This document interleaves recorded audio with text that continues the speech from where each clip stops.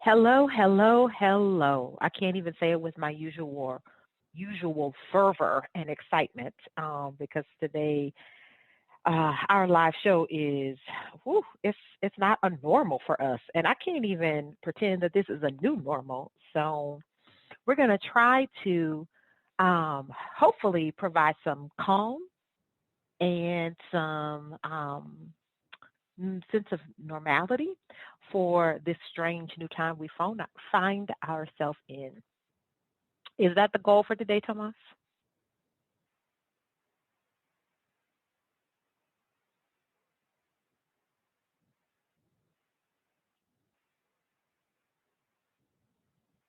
I just realized something. Ooh, I'm so very sorry to everyone. You were just talking to me, and I am in such a place right now today that I forgot to I actually turn know. my own microphone on. So my apologies to you on that. They didn't even get to hear me sip, which is really, really that is a travesty in and of itself. Now But that is that it is a really tragic is. loss Yeah. that we all must deal with. But you all noticed we didn't start today with the theme song and all of that because um, things are very real, and like, so there's always this sense of what's actually happening and how it affects us and how the world is going, and it's so much going on, so much misinformation and confusion and anxiety that's going on right now, that it's just, these are some interesting times, I'll just say there, and it's a challenge. I just like to think that, as with all challenges, there is an opportunity for us to rise to our best selves, and I hope that we're taking that, fighting inside of, Costco aside. Oh This my is really an goodness, right? opportunity for us to come together, yeah, and just really support each other. So I'm just hoping people will start erring on the side of that. Um, and of course, as always, Dr. Nikki is the one to talk to because she has some stuff for us today that will help us to deal with this. So, And the one of the pervading themes on this show is a great deal of transparency and honesty. And I will be honest and let everybody know I I am exercising my own practices with anxiety management, with um, grounding, with focusing on gratitude and being in the present. Like I am actively exercising all of those tools and skills that I advocate for because none of us are um, um, pardon the pun, but none of us are immune to the psychological impacts of this experience that we're having. So, on the one hand, um, I think we can really start to positively shift our focus in recognizing that this is a collective experience. Like in my lifetime, um, I don't remember us having a shared world experience like this before. I know that H1N1 was a big global pandemic in the early 2000s. Um, and I remember from in the 90s there being a lot of panic about Ebola, but Ebola never really made it here to the United States in such a pervasive way. But for almost every continent, at least every highly populated continent on the planet, to be impacted physically, sociologically, psychologically, and economically by this one event is singular in and of itself. And I really think we kind of have to all take a pause and just reflect on that. The thing that I am choosing to kind of frame around that is a really meaningful understanding of how global we are as a society. Like, I do work around diversity and inclusion, and we talk about the world being global. Everybody is fully aware of the impact of the internet on our lives and how interconnected we are. But this pandemic outbreak has been just in some ways humbling and mystifying to really think about how interconnected we all are. Um, Yeah, as I got well nothing. as, Like I'm sorry. I was like, you I just got gonna leave me nothing. hanging. Yeah, I'm sorry. That's all you, boo. This is DVD with Dr. Nikki. Tomas is just I'm the gravy on the grits. You know, you go ahead on, bring the grits, bring the grits, because Oh my yeah, goodness. So yeah, that's one perspective to take, right? right. About things. But and that to me, I mean, seriously, I've been trying to wrap my brain around it. Like, how does something that we can trace back to a small market in Wuhan, China, which I don't even know the distance from where I am in Houston to Wuhan, but we're talking, thousands and thousands of miles, to then have such deleterious, serious impact. And so I also find it ironic that in this moment of shared kind of collective experience, the biggest tool that we have to fight this is to distance ourselves socially, right? Isn't there some like really kind of universal spiritual irony in that? Well, That the way to keep us all safe is to stay away from each other. to be clear, and since you are big on transparency and honesty, I've been practicing social distancing for some time now, right? So that's why I was laughing because I knew where you were going with this for sure. I knew where you were going with this. Which is, so the other thing that I will say is I have really focused on enjoying all the levity in this, like all of the memes, right, the Right, remixes that have come out. The internet remains undefeated even in the times of coronapocalypse. right, right. So I'm glad that we're able to find and hold on to our joy It's so even in the midst important. of Oh this. my goodness, so important to laugh, because if not, you are sitting at home in your house worrying about your bills, worrying about your children, worrying about your parents that are elderly, people that are infirmed, and all you're doing is crying. I literally had one of my best girlfriends say to me that she's been in tears for the past couple of days just thinking about her parents, who are both elderly, who, what if something happens? And she said, I went out to get them some food to make sure they had supplies. And I said to myself, what if I brought it into their house just now?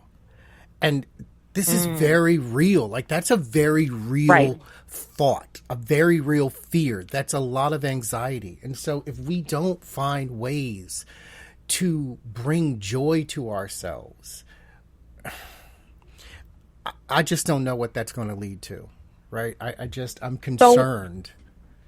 Yeah. yes, and that's part of the reason why we wanted to get on today and talk about, because the other part is there are real mental health consequences, and so especially when I think about people that are anywhere on the anxiety spectrum, folks can be some folks have a lot of resilience and are not anxious about this at all. So I think that's on one end of the continuum, and I want to talk about them in a second. And then there are other folks that may already have pre-existing anxiety disorders, struggle with managing their anxiety, and situations like this in which there is prolonged ambiguity, in which there is a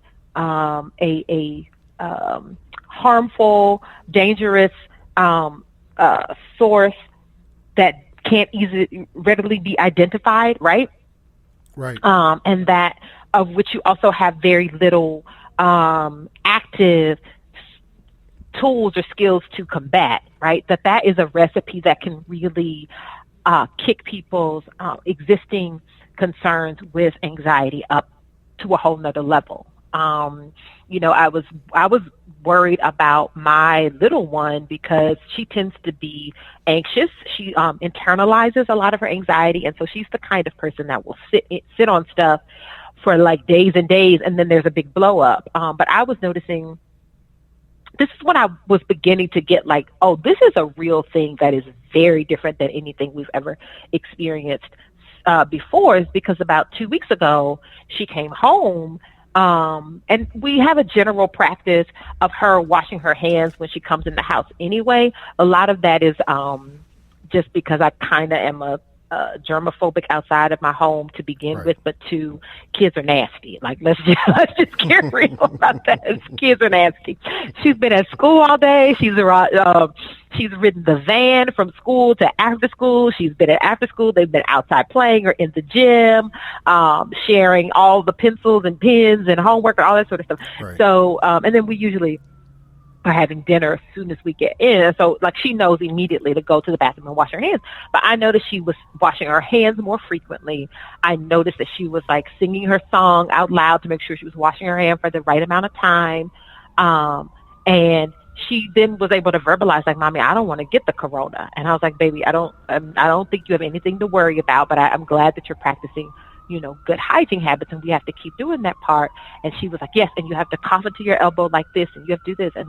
And then like maybe the next day she was like, Mommy, did you know that people have died? People are dying from the corona. I don't want it. Right. And so I was like having to really work with her to focus on being present, to talk with her about, here are all the things that we're doing to keep us safe that we know work, and that's the best we can do. Luckily, I have also really good and well-informed friends, and so a couple people shared some kid-friendly links with me. I think NPR had some stuff that they are circulating, and then there's this other podcast called Brains On, and they had one specifically. So we kind of looked at some of that so it could communicate to her in a way that is accessible for her age, right, and way meaningful for her. But then what she then put together was, oh, it's not affecting people my age that badly, but Mommy, like you're an adult and you could get it. And then she went there immediately because she is already anxiety prone, and one of her existing fears is that something bad will happen to me. Right. And she was like, Mommy, what if you die from it? I don't want you to die. And that's like a real fear that we're having to manage and try to, like, I have to be intentional about engaging her in conversation about that so that it doesn't fester and become a bigger sort of trauma for her than it needs to be. And we have to admit, recognize that there are already folks that have existing obsessive compulsive disorder diagnoses, of which being afraid of germs is one of the more prominent kind of subtypes of OCD. And so we have to be really mindful and compassionate that this is really causing a uproar and a sense of distress for folks that may have very strong coping skills. They may be managing their anxiety. They may be managing their OCD well, but this is a situation that is unlike anything else.